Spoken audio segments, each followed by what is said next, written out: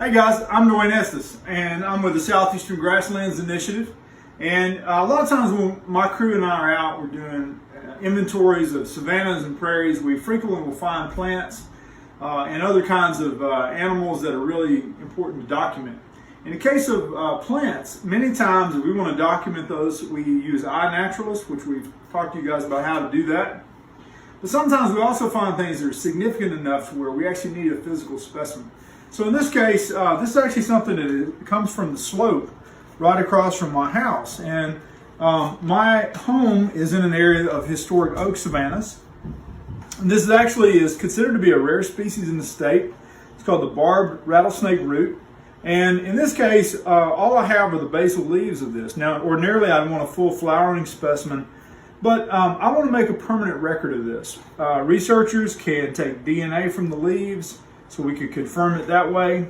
But I can make a pressed specimen of this, and so I have my plant press here, and I'm going to actually physically press and dry this leaf in between this section of unprinted newspaper.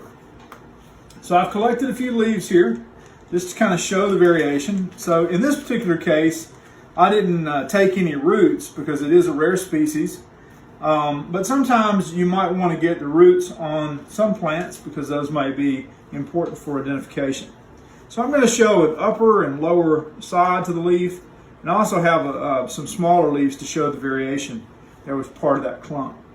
Now, like I said, this is not an ideal specimen because it is not one that has flowers or fruits, but because this specimen was growing in the shade of a closed forest and used to be in the savanna, it's actually not going to flower and set fruit.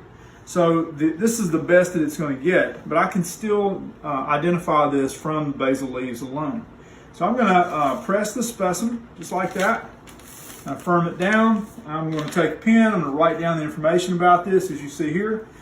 Later I'll transfer this to a database, and then when it's dry, we'll actually take the specimen out. We will glue it onto sheets of paper which are about the same size. They'll get a typed label.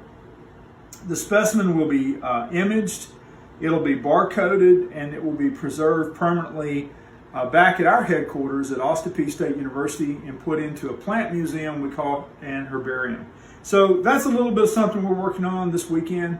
And as we try to keep things science-based with SGI, a lot of times we are behind the scenes contributing to science by contributing specimens that will go into museums like this one. Thanks.